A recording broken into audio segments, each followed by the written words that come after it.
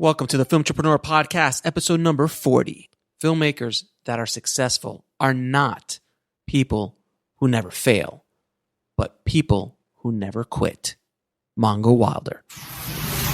This is the Filmtrepreneur podcast, where we teach you the top strategies, tactics, and growth hacks that every indie filmmaker needs to know to make money with their films. We are the podcast that puts the business back into show business. And here's your host, Alex Ferrari. Welcome to another episode of the Filmtrepreneur podcast. I am your humble host, Alex Ferrari. Today's show is sponsored by Rise of the Filmtrepreneur, how to turn your independent film into a profitable business. It's harder today than ever before for independent filmmakers to make money with their films. From predatory film distributors ripping them off to huckster film aggregators who prey upon them, the odds are stacked against the indie filmmaker. The old distribution model of making money with your film is broken, and there needs to be a change. The future of independent filmmaking is the entrepreneurial filmmaker or the filmtrepreneur. In Rise of the Filmtrepreneur, I break down how to actually make money with your film projects and show you how to turn your indie film into a profitable business.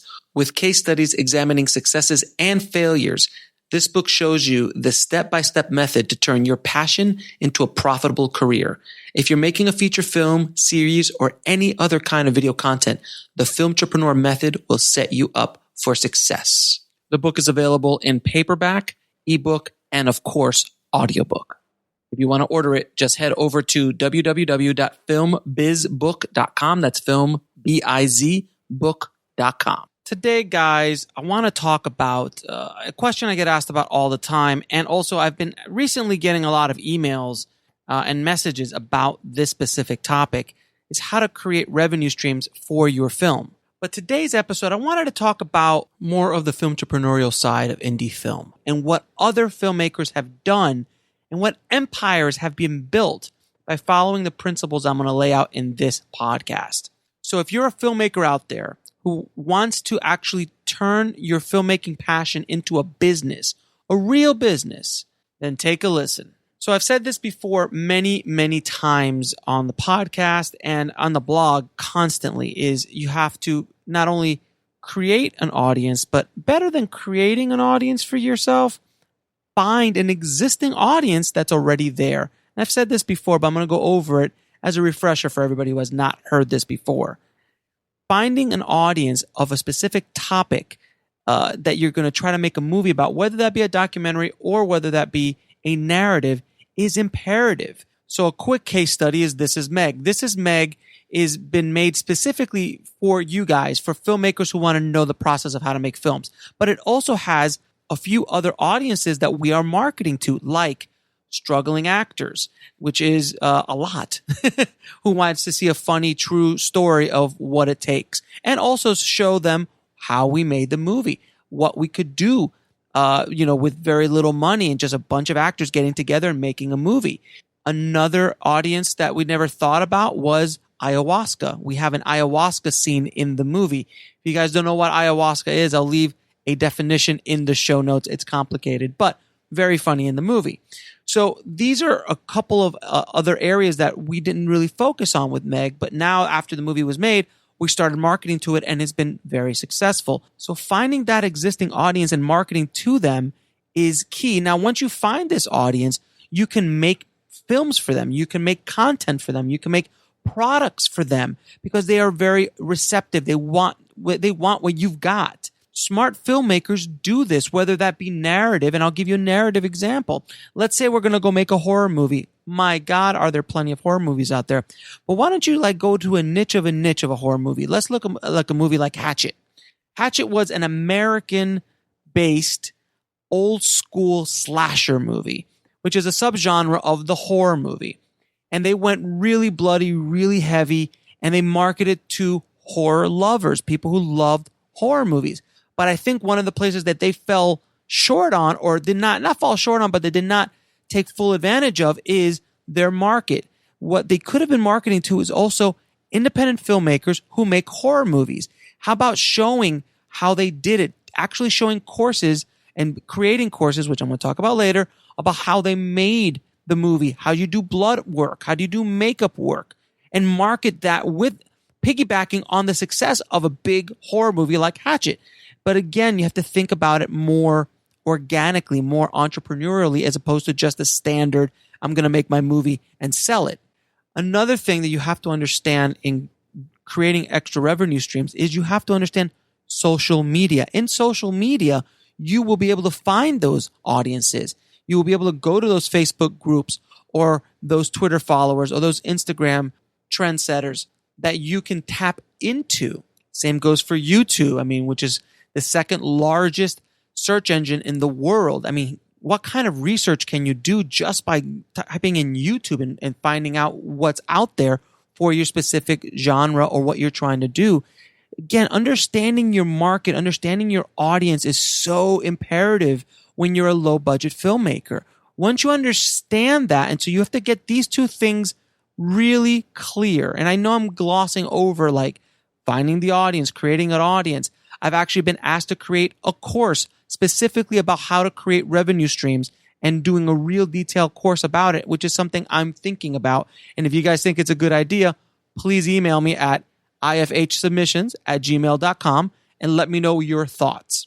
Now, I'm going to give you some case studies that a couple you might have heard before, but a bunch that you've never heard before. And I'm going to tell you what these guys are doing, both in the narrative space, in the YouTube space, and also in the doc space. Not just food docs, but also other docs as well.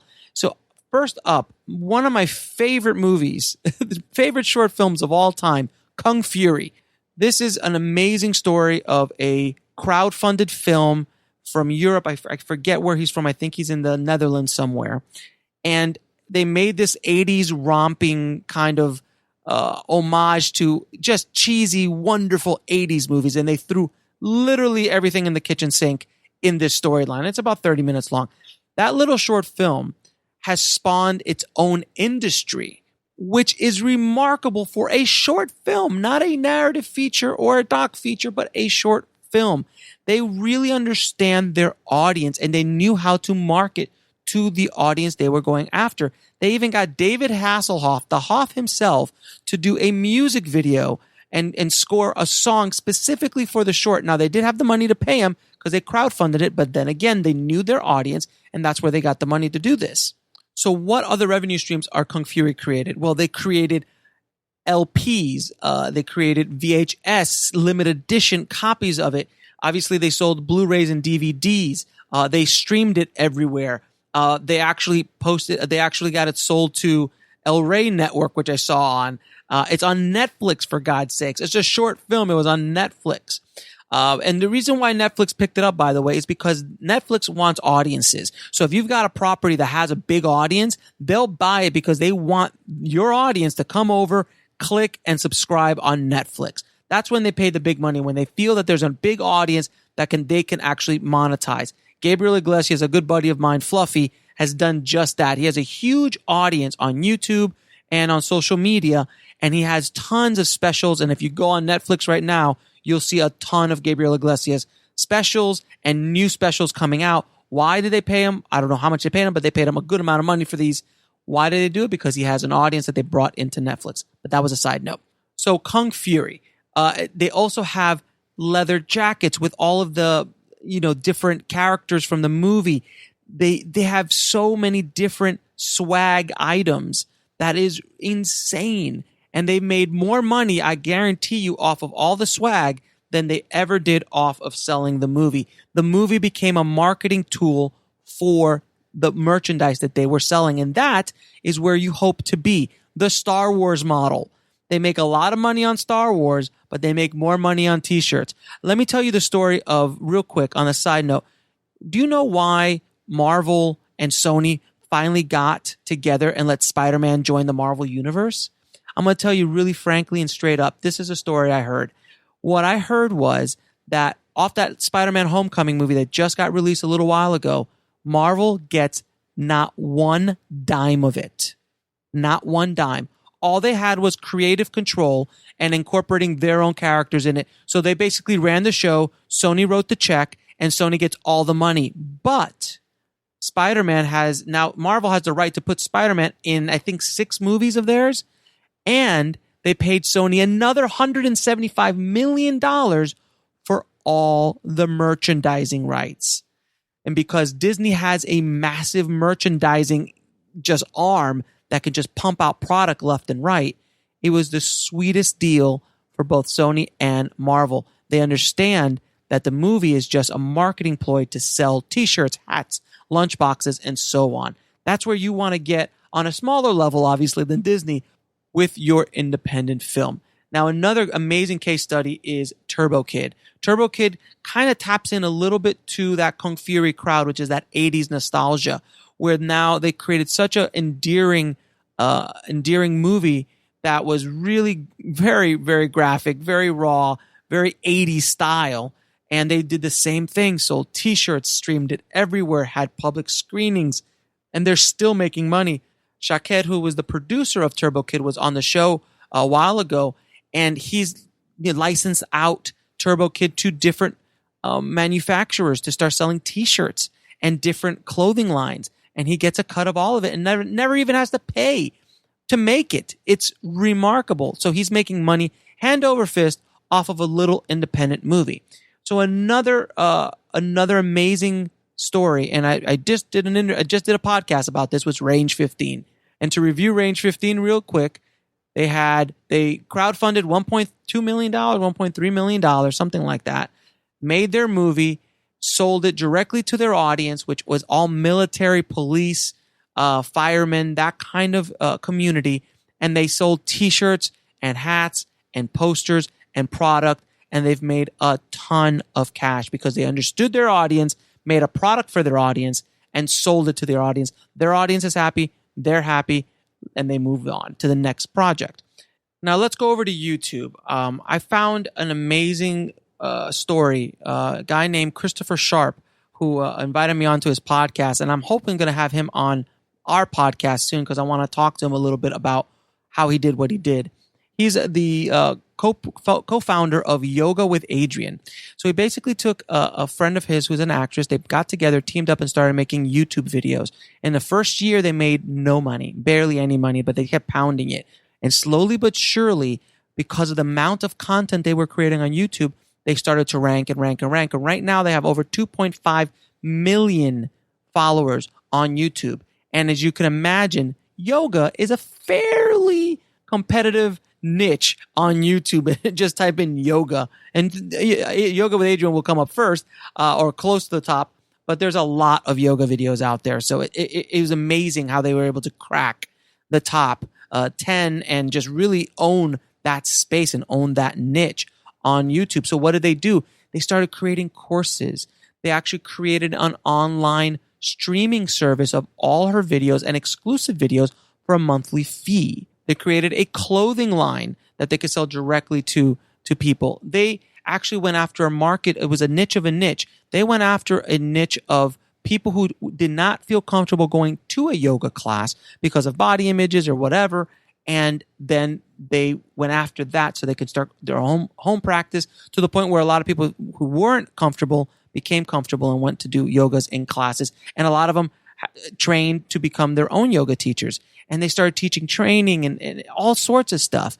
It's remarkable how much money these guys have been able to make. This is his full-time job. So that's a great way, because you don't have to just make movies and feature films to start a business online or being a filmmaker. This is another way. They make 30 minutes. Chris makes 30-minute or hour-long videos. This is a production company now. And they're doing this on their own. They have no bosses. They do whatever they want, whenever they want, and they make money doing it. Is that the dream or not? If you enjoy doing what you're doing as an artist and as a businessman, then why not do it? Another amazing story, and this is a legendary story, is Rocket Jump. Rocket Jump obviously was on the show. Des, one of the co-founders, on the show, and those guys created this empire of, I think now almost 7 million or over 7 million, 8 million subscribers on YouTube. And they leveraged that subscriber base to create a production company. And now they're making huge shows on Hulu and doing feature deals and all sorts of stuff that they're doing. And it took them years to do, but they were able to do it. And now off of that, every time they did an episode or a season of Video Game High School, which was their first series, they did 3 seasons of that. They sold so much merch, so much t-shirts, so many hats, Blu-rays, DVDs, all sorts of different swag to their audience, their rabid audience base, because they loved what they were doing and they knew what they were doing when they created Video Game High School, and they knew what they were going to do and sell afterwards. But they probably made more money selling merch than they did off of advertising revenue they got on Google for all the views that they got. Now, those were some examples of feature films that have done an insane job of creating businesses and creating multiple revenue streams for their features. Now, I'm going to go into the docs. Now, these guys are killing it. The guys I'm about to talk about are just inspiration on top of inspiration. The one I always use is Fat, Sick, and Nearly Dead. It's an amazing documentary about how an overweight man, very overweight, changed his life by juicing for 60 days, lost weight, got healthy, and basically started a revolution. The whole juicing craze kind of was launched off of this documentary because it was so potent in the message it was going for. So Joe Cross, who is the director, the subject of that documentary, and also a businessman prior to being that. He was not a filmmaker. He just started to make a film because he just wanted to make a film. But when he saw the reaction as a businessman, he's like, oh, wait a minute. I can make a business out of this. I could do this. So what he did is he created a site called Reboot with Joe, which is like rebooting your body and everything. And then rebootwithjoe.com, Joe sells books, recipe books, actually product lines for plant-based proteins. He has a guided reboot where a nutritionist will come in and work with you for 15 days or 30 days. And you could buy that so they can kind of guide you through a juicing cleanse. He also has coaching services, certifications, apps. He actually sells apps on juicing recipes. So he transferred a lot of his books into apps. So he's making multiple revenue streams off of one little documentary. Now, that documentary originally was sold, but now he gives it away. You can watch it on his site for free. You can watch it on Amazon for free. You can watch it everywhere for free because he knows that movie is now just a big piece of advertising for him. So what did he do? He made a sequel, Fat, Sick, and Nearly Dead Part 2. Then he also made another documentary about food for kids, the food kids menu, which is all about how to help kids eat right. He's built an entire little empire on this one documentary. Another amazing story is Food Matters, is another food-based documentary where there's been a lot of food-based documentaries that have come out, many of them. But Food Matters and another one called Forks Over Knives that created little empires and businesses around their documentaries. Food Matters actually made a documentary years ago. They haven't made another one that I know of. But what they did is they sold books, recipe books, again, coaching services. But what they did is they actually created a streaming service. So they actually created kind of like their own Netflix, but with exclusive documentaries and movies that they license from other filmmakers that are all in the wellness arena, whether that be food and yoga and meditation and all sorts of stuff that people who are going after, the audience that's going after understanding more about where their food comes from and things like that would probably be interested in maybe meditation or maybe in yoga or maybe into working out or other things. Do you see the business mind? What I'm trying to impress upon you is where the business mind has gone to. They also have courses that they sell on how to clean, how to eat properly and cleansing and all sorts of things like that. It's mind-blowing that this little family of two, this couple in Australia, both, by the way, Australian, that did this insane business plan. Now, another one, and Fork Over Knives did the exact same thing. Fork Over Knives was probably a bigger documentary and made a lot more waves in the world in regards to what they were trying to do as far as eating more plant protein and all that kind of good stuff. And they have similar revenue streams from cooking books, apps, as well as courses on how to take care of yourself, all sorts of stuff as well. And another story about another doc that is not food-based specifically called Crazy Sexy Cancer. Now, you must be thinking, how in God's green earth can you build an empire about cancer? Well, Chris Carr has done just that. She was an actress who was diagnosed with cancer in her 20s, I think. And it was a stage 4 cancer that could not be treated. It was 100% mortality. So what she decided to do is change the way she did everything. She did the entire kind of reversed her cancer and documented it by doing whole food plant-based diet, as well as meditations and yogas and all sorts of other alternative ways of going about it. And she beat cancer, a very strong cancer and rare cancer. And she was able to write multiple books about like just supportive information about people with cancer, how to juice, lecture series where she puts 9 hours of her lectures around the world, digital meditation albums, cookbooks, obviously, cleanses. She actually teaches a course on how to do a 21-day cleanse, all sorts of product lines, while she's still being paid around the world to speak off of her documentary, off of her film. And she was not a filmmaker prior to that. She just grabbed the camera, and that film is from 2003. So she's been doing this for 15 years almost, and she's still going strong. So one documentary built her entire career. And a lot of these guys did that. One film essentially set them up for life with a lot of hustle and a lot of entrepreneurship. So revenue streams. I want to talk about those specifically and what things, ideas that you can do. And I kind of tossed a bunch of those ideas out already, explaining the case studies, but I'm just going to review them right now. Obviously, books. You can write a book about the making of your movie. You can write a book about certain processes inside of your movie, whether that be like the example of the horror movie that teaches you how to actually become, a horror expert in making fake horror, makeup and blood squirts and all that stuff. And don't forget, guys, a lot of this information is out there. A lot of the stuff I talk about is out there. If you do the research and want to spend days and days and days going out there looking and hunting, you can. But a lot of times you could package this all together and people will pay for it because it's convenient. They don't have the time to go out there and hunt for everything. That's why, a lot of these books that you buy, a lot of that information is out there and it's been out there for years, but they packaged it in a new way. They add value to it and people buy it because it helps them in whatever they're trying to do in their lives.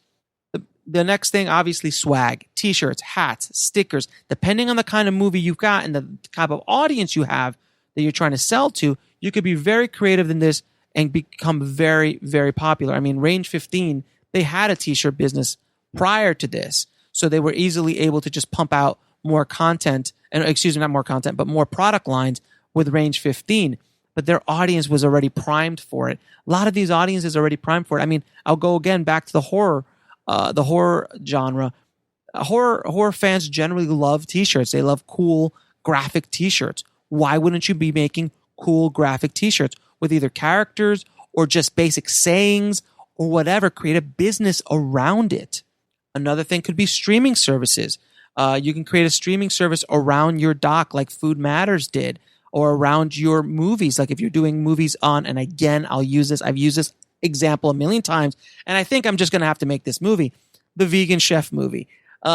Imagine making a narrative vegan chef movie and creating I could just count off 20 different revenue streams that you can make off of that narrative film and continue to do so forever. You can create streaming services just like Food Matters and move on and on. Don't try to reinvent the wheel, guys. There are blueprints out there. Go study everything that I'm talking about. Study these people. Study what they're doing. Use those blueprints in your own movies, in your own films, in your own projects, and what you're trying to do, whether it be making a feature film, a documentary, or going to YouTube, or making a web series, whatever it is.